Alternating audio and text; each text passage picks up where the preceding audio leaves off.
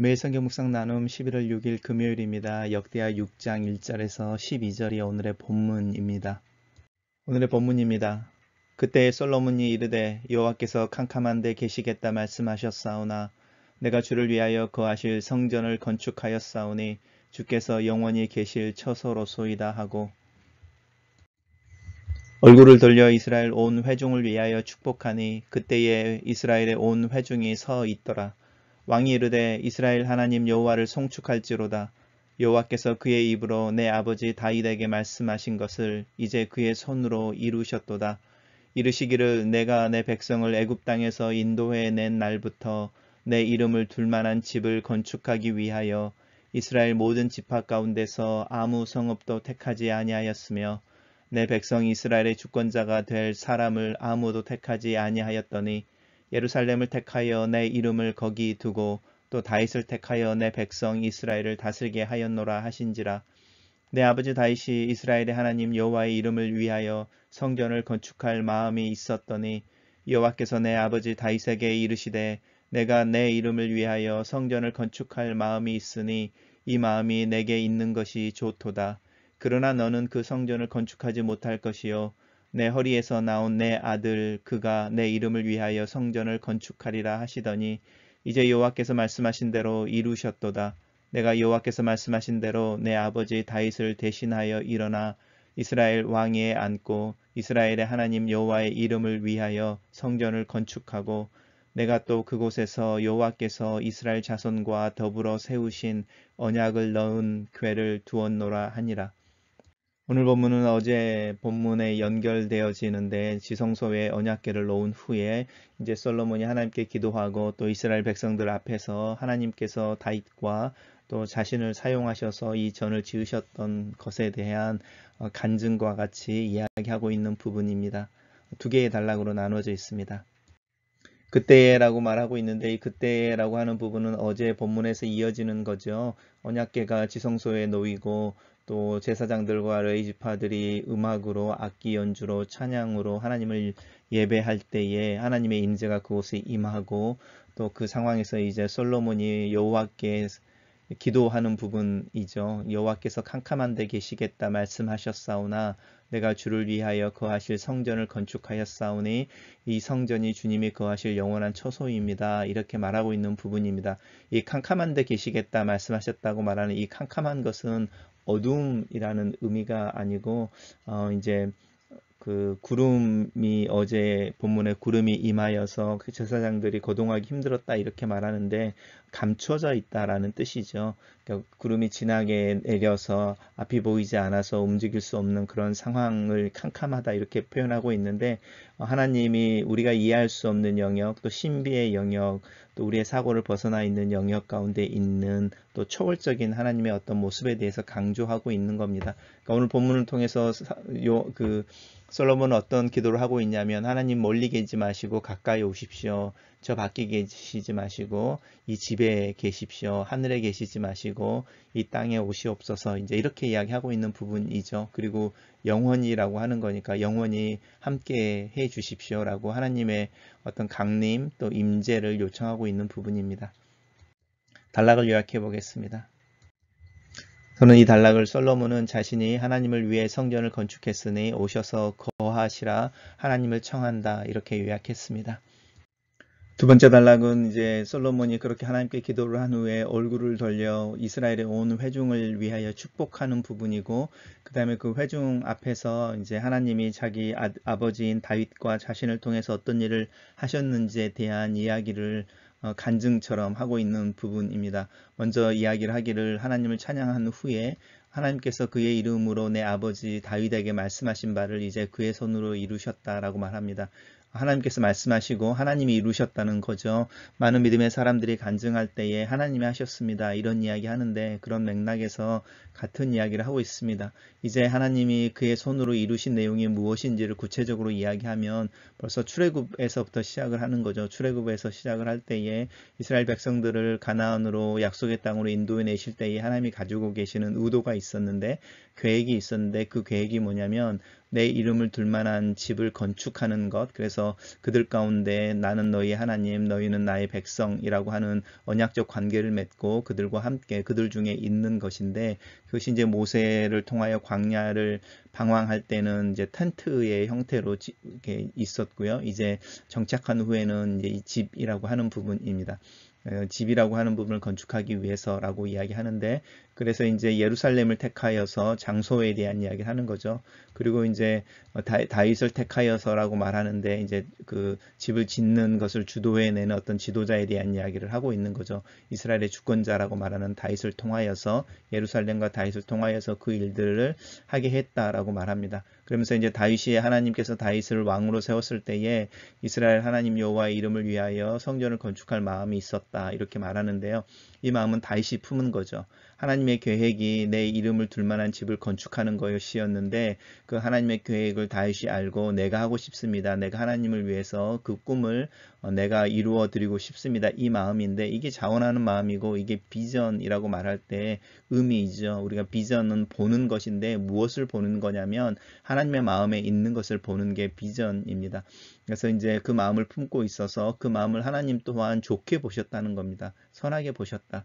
그것이 비록 이제 그 다음에 나오는 것처럼 그러나라고 말하면서 다윗에 의해서 이루어지지 않고 솔로몬에 의해서, 네 허리에서 나올 아들이 내 이름을 위하여 성전을 건축할 거다라고 그 꿈을 실현하는 사람은 달라지지만, 그 꿈을 품는 것은, 비전으로 품는 것을 하나님이 기뻐하셨다라고 말하는 부분입니다.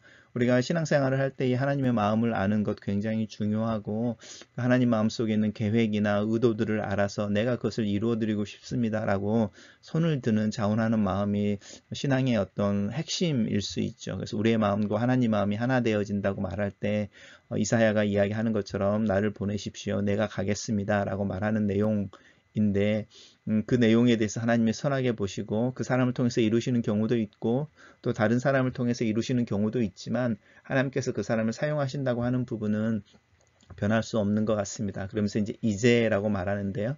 이제 이 이제라고 말하는 부분이 이제 그 집이 이루어지는 지금인 거죠. 언약궤가 하나님의 지성소에 들어가고, 그 다음에 성전이 완성되어지고, 하나님 신비의 영역 속에 계시지 마시고 우리가 하나님의 이름을 위해 지은, 이름으로 지은, 또 하나님을 위해서 지은 이 집에 임하셔서 저희들과 함께 하십시오라고 이야기하고 있는 그 기도가 이루어지는 이때에 이제 하나님 말씀대로 하나님 말씀이 다 이루어졌다라고 말합니다. 그러면서 이제 내가 여호와께서 말씀하신 대로 내 아버지 다윗을 대신하여 일어나 이스라엘 왕위에 앉고라고 말하죠. 자신의 왕권에 대한 이야기를 하는 겁니다. 사실은 왜 솔로몬이 이야기를 하고 있냐면, 이제 역대하는 솔로몬의 좋은 이야기만 하고, 또 이 역대기에서는 다윗과 솔로몬의 이렇게 치적에 대한 이야기를 하는데, 특별히 이 성전을 짓는 것과 또 예배하는 것에 초점을 맞춰서 이야기를 하는데, 사실은 다윗이 솔로몬을 왕위로 세웠을 때 치열한 어떤 정쟁이라고 말하는 정치적인 경쟁들이 있었고요. 그 정파들이 다 사실은 솔로몬이 왕이 되면서 제거되어지죠. 심지어는 우리가 다윗을 읽으면 다윗의 신복 중에 하나였던 요압 장군이라고 하는 그런 세력들까지 다 이렇게 소위 말하는 이렇게 제거를 당하면서 이제 왕권이 강화되어지는데, 그래서 이제 이 이야기가 우리가 읽었던 본문 속에서 계속 나오죠. 하나님이 이스라엘 백성들을 사랑하셔서 솔로몬을 왕위에, 솔로몬을 선택하여 왕위에 세우셨다라고 솔로몬이 이스라엘의 왕이 된 것에 대해서 하나님의 계획을 계속 강조하는 영역이 있는데, 그 부분이 이제 정치적인 명분에 대한 이야기를 하는 거죠. 동일하게 그 부분이 있습니다. 그래서 솔로몬이 하나님께서 선택하셔서 하나님 백성들을 위하여 왕위에 앉았다라고 말하는 부분이고요.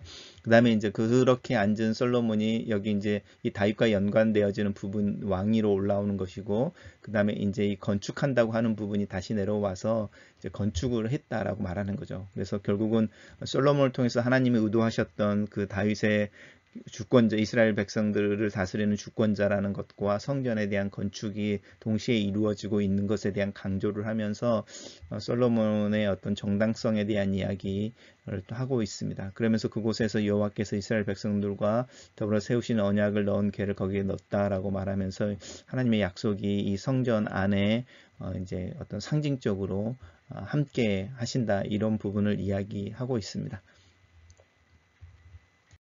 단락을 요약해 보겠습니다. 저는 이 단락을 솔로몬은 백성들을 향하여 축복하며 하나님께서 아버지 다윗과 자신을 통해 성전을 지으셨다라고 말한다라고 요약해봤습니다. 첫 번째 묵상 포인트입니다. 하나님은 캄캄한 데 계신다. 어두운 곳에 계시는 것이 아니라 구름으로 가득 차 앞이 보이지 않고 거동할 수 없는 신비 가운데 계시는 것을 의미한다. 모세는 하나님을 만나기 위해 산에 올랐다. 그 산은 빽빽한 구름으로 앞을 볼 수가 없었다. 하나님이 올라오라고 하셔야만 접근할 수 있는 접근이 가능한 곳이었다. 이제 솔로몬은 담대하게 하나님을 자신이 지은 성전에 초대한다. 구름 속에 자신을 감추지 마시고 이 땅을 초월해 계시는 것이 아니라 우리의 현실 속으로 들어오시고 당신의 백성들이 사는 이 땅에 함께 계시도록 초대한다. 솔로몬의 초대를 나도 하나님께 한 적이 있다. 내 마음의 문을 열고 하나님이 내 안에 들어오시도록 초대했다. 예수 그리스도를 주님으로 영접할 때가 기억난다. 오랫동안 잊고 있었던 순간이다. 솔로몬의 기도가 새삼스럽게 내 마음을 만진다.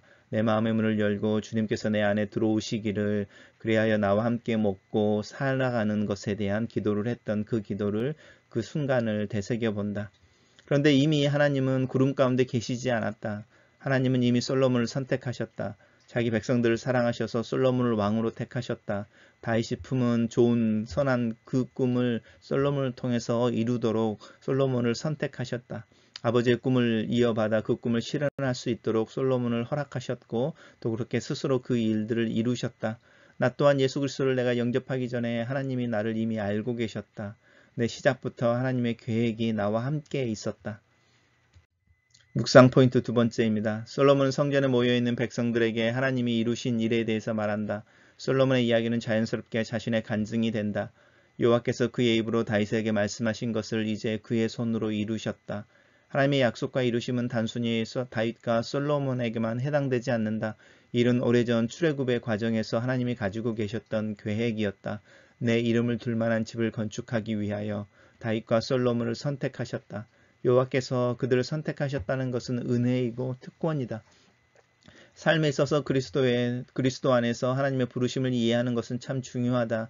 하나님께서 예수 그리스도 안에서 나를 자신의 이름을 둘 만한 집으로 선택하셨다는 것이 참으로 무겁게 느껴지는 아침이다. 하나님께서 부르시는 그 부르심을 인식하고 그 부르심을 따라 사는 책임감 있는 삶을 살아야 한다. 하나님의 약속과 말씀을 내 마음에 담는다. 글로 쓰는 기도입니다. 하나님은 숨어 계시는 분이십니다. 우리의 눈에 보이지 않고 이해할 수 없는 신비의 영역에 계십니다. 하지만 하나님은 또한 스스로를 드러내시는 분이십니다. 나로 하나님을 발견하게 하시고 하나님을 알아갈 수 있도록 계시해 주시는 분이십니다. 내 삶에 보이지 않는 손으로 또한 구체적으로 내 삶을 보호하시고 인도하시는 분이십니다. 하나님께서 이 시대를 향하여 계획을 가지고 계심을 믿습니다. 그 크신 계획 안에서 나를 향하여 가지고 계시는 계획이 또한 있는 것을 믿습니다. 내 삶을 통하여, 나를 통하여 하나님께서 가지고 계시는 계획을 이루시기를 기도하고 또 기대합니다.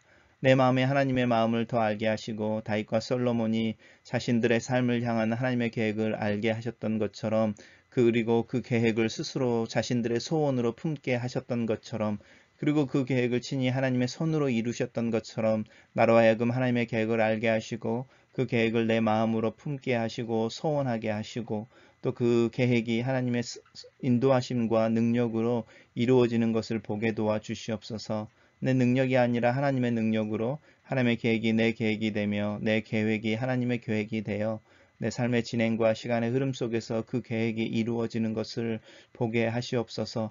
순종하는 마음조차도 내 마음대로 결정하지 못하는 모습일 때가 많지만 순종할 때에 내 삶 속에 아름다운 하나님의 전이 완성되어지는 것을 보게 하여 주시옵소서. 아멘.